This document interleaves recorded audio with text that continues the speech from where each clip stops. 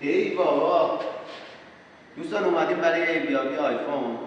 به نظر شما کدوم یک از دلایل زیر باعث میشه که خیلی از برقرارها از گرفتن کار ارزیابی آیفون صرف نظر کنند؟ یک، دستمزد پایین نسبت به مدت زمانی که صرف میکنی. دو، نداشتن تخصص کافی.